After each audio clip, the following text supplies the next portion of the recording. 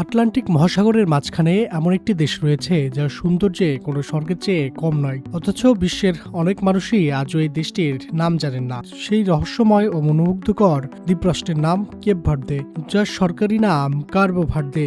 আজকের ভিডিওতে আমরা জানবো কোথায় অবস্থিত এই দেশ, কিভাবে এর জন্ম হয়েছে, কেন লাখো পর্যটক প্রতি বছরে এখানে ভ্রমণ করেন এবং এমন 5টি অবাক করা তথ্য যা জানলে আপনিও অবাক হয়ে যাবেন। তাহলে চলুন শুরু করা যাক। কেপ ভার্দে পশ্চিম আফ্রিকার উপকূল থেকে প্রায় 600 কিলোমিটার দূরে আটলান্টিক মহাসাগরের বুকে অবস্থিত একটি দ্বীপরাষ্ট্র। দেশটি 10টি প্রধান আগ্নেয়গিরি দ্বীপ এবং কয়েকটি ছোট দ্বীপ নিয়ে গঠিত। এর রাজধানীর নাম প্রাইয়া।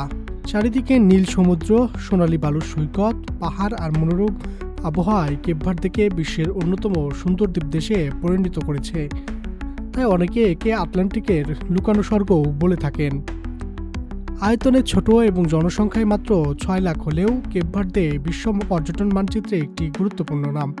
শুধু প্রাকৃতিক সৌন্দর্যের জন্যই নয়, এর ভৌগোলিক অবস্থার কারণেও দেশটি বিশেষ গুরুত্ব বহন করে। একসময় ইউরোপ, আফ্রিকা ও আমেরিকার মধ্যে সমুদ্রপথে চলাচলকারী জাহাজগুলোর জন্য এটি ছিল গুরুত্বপূর্ণ যাত্রাবিরতির স্থান। বর্তমানে আন্তর্জাতিক বাণিজ্য ও পর্যটনে দেশটির অবস্থান বেশ গুরুত্বপূর্ণ। আফ্রিকার অংশ হলেও এখানকার স্থাপত্য, খাবার, সংস্কৃতি এবং জীবনযাত্রায় ইউরোপীয় প্রভাব স্পষ্টভাবে দেখা যায়।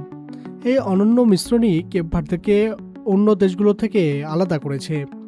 পঞ্চদশ শতাব্দীতে পর্তুগিজ নাবিকরা এই জনবসতিহীন দ্বীপগুলোই আবিষ্কার করেন। এরপর ধীরে ধীরে এখানে বসতি গড়ে ওঠে এবং দীর্ঘ সময় এটি পর্তুগালের উপনিবেশ ছিল। একসময় আটলান্টিক দাস বাণিজ্যের গুরুত্বপূর্ণ কেন্দ্র হিসাবেও কেপ ভার্দে ব্যবহৃত হতো। বহু বছরের স্বাধীনতা আন্দোলনের পর 1975 সালে দেশটি স্বাধীনতা অর্জন করে। বর্তমানে এটি আফ্রিকার অন্যতম শান্তিপূর্ণ ও স্থিতিশীল এবং গণতান্ত্রিক রাষ্ট্র হিসাবে পরিচিত। কেপ ভার্দের সবচেয়ে বড় আকর্ষণ এর অসাধারণ প্রাকৃতিক সৌন্দর্য। এখানে রয়েছে পিকো দো ফেগো নামে একটি সক্রিয় আগ্নেয়গিরি, যা দেশটির সর্বোচ্চ পর্বত। পাশাপাশি রয়েছে সাদা বালুর সৈকত, স্বচ্ছ নীল পানি, পাহাড়ের উপত্যকা এবং মনোমুগ্ধর সূর্যাস্ত।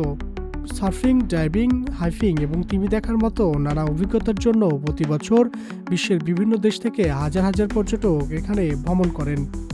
কেপ ভার্দের সংস্কৃতিতে আফ্রিকা ও ইউরোপের একটি চমৎকার মেলবন্ধন দেখা যায়। সরকারি ভাষা পর্তুগিজ হলেও বেশিরভাগ মানুষ কেপ ভার্দিয়ান ক্রেঙ্কল ভাষায় কথা বলেন। এখানকার মানুষ সঙ্গীত ও নাচ ভালোবাসেন।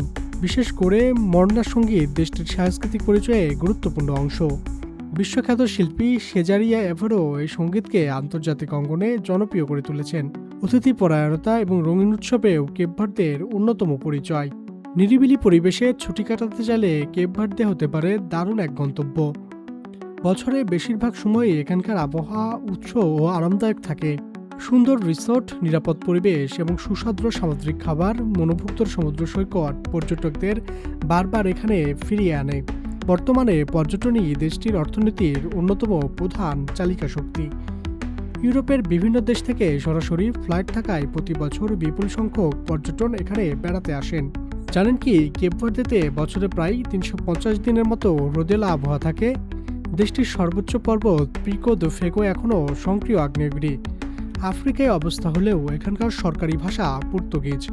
আরও অবাক করার বিষয় হলো, কেপ ভার্দের ভেতরে বসবাসকারী মানুষের তুলনায় বিদেশি বসবাসকারী কেপ ভার্দিয়ানের সংখ্যা বেশি, আর তাদের পাঠানো অর্থ ও দেশের অর্থনীতিতে গুরুত্বপূর্ণ ভূমিকা রাখে। এছাড়া রাজনৈতিক স্থিতিশীলতা, গণতন্ত্র এবং নিরাপত্তার দিক থেকে কেপ ভার্দে আফ্রিকার অন্যতম সফল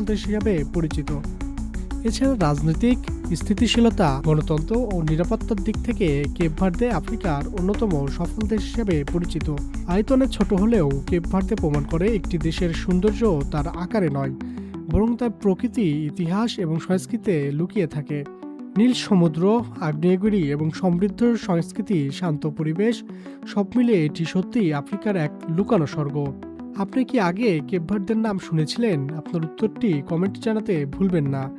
ভিডিওটি ভালো লাগলে লাইক, কমেন্ট এবং শেয়ার করুন এবং নিউজ ভিশন 24 চ্যানেলটি সাবস্ক্রাইব করতে ভুলবেন না।